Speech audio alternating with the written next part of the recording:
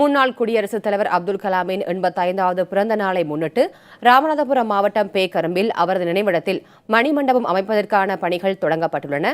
அது குறித்த தகவல்களை செய்தியாளர் ஹரிகிருஷ்ணனிடம் கேட்கலாம். ஹரி, அப்துல் கலாமின் மணிமண்டபம் அமைக்கும் பணிகள் தொடங்கிவிட்டதா? தற்போது அங்கிருக்கும் நிலவரம் பற்றி சொல்லுங்க. ராமநாதபுரம் மாவட்டம் ராமேஸ்வரம் அருகில் உள்ள இந்த பேக்கரும்பத்தில் தற்போது அப்துல் கலாம் அவர்கள் நினைவிடத்தில் அவருடைய மணிமண்டபம் கட்டுப்பணி சற்று முன்னதாக துவங்கி இருக்கிறது.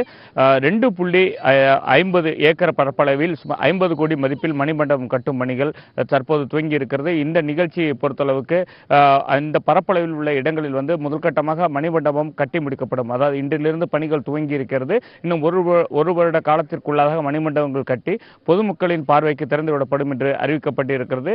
இந்த இடத்தை பொறுத்தவரை பார்த்தீங்கன்னா, அந்த அப்துல் கலாம் அவர்களுடைய அந்த மணிமண்டபம் கட்டி முடித்து பின்னர் பொதுமக்கள் பார்வைக்கு திறந்து விடப்பட்ட பின்னர் அறிவுசார் மைய கட்டிட பணிகள் துவங்கப்படும். அதுவும் கட்டி முடித்து அதில் முக்கியமாக அப்துல் கலாம் அவர்களின் பயன்படுத்திய பொருட்கள், பரிசுகள் மற்றும் அவர் வாங்கிய விருதுகள், அவர் பயன்படுத்திய டைரிகள் மற்றும் புத்தகங்கள் ஆகியவை அங்கு பொதுமக்கள் பார்வைக்கு வைக்கப்படும். அங்கு ஆடிட்டோரியம் அமைத்து இளைஞர்கள் மற்றும் மாணவர்களுக்கான அனைத்து வசதிகள், அதாவது கருத்தரங்கங்கள் ஏற்பாடு செய்து அங்கு தொடர்ந்து நிகழ்ச்சிகள் நடத்தப்படும் என தெரிவிக்கப்பட்டிருக்கிறது.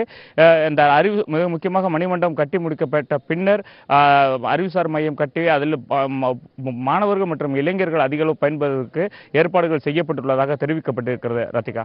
ஹரிகிருஷ்ணன், பூமி பூஜை நிகழ்ச்சியில் யாரெல்லாம் பங்கேற்றார்கள்? இந்த பூமி பூஜை நிகழ்ச்சிகள் பார்த்தீங்கன்னா, அதாவது மத்திய ராணுவ மேம்பாட்டு குழுவோட, கலாச்சார மேம்பாட்டு குழுவோட திட்ட அலுவலர் PK சிங் அவர்கள் கலந்துக்கிட்டாங்க. அவர்கள் தலைமையில் தான் மேற்பார்வையில் தான் இந்த தற்போது கட்டிட பணிகள் அனைத்தும் நடைபெற்று வருகிறது.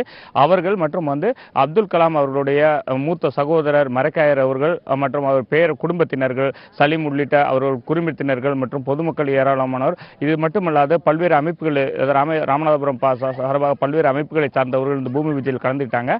அவர்கள் கலந்து கொண்டு தற்போது அடிக்கல் நாட்டு விழாவில் பங்கேற்று சென்றிருக்கிறார்கள். இது தவிர ராமநாதபுரம் மாவட்டம் திருவாடனை சட்டமன்ற உறுப்பினர் கருணாஸ் சற்று முன்னதாக இவருடைய அப்துல் கலாம் அவருடைய நினைவிடத்தில் மலர்வளை வைத்து அஞ்சலி செலுத்திவிட்டு திரும்பி இருக்கிறார்கள். ஒட்டுமொத்தமாக அது மட்டுமல்லாது பொதுமக்கள், சுற்றுலா பயணிகள், பொதுமக்கள் ஏராளமானோர் காலையிலிருந்தே இந்த பகுதிக்கு நேரடியாக அப்துல் கலாம் அவருடைய நினைவிடத்தில் அஞ்சலி செலுத்திக்கிட்டு இருக்காங்க. அவருடைய ஒட்டுமொத்தமாக அவருடைய வைக்கும் கோரிக்கை அப்துல் கலாம் அவருடைய கனவு விரைவில் நிறைவேற வேண்டும். அதற்காக இளைஞர்கள் மற்றும் மாணவர்கள் ஒன்றிணைந்து செயல்பட வேண்டும் என்ற கோரிக்கையை முன்வைக்கிறாங்க. உமா.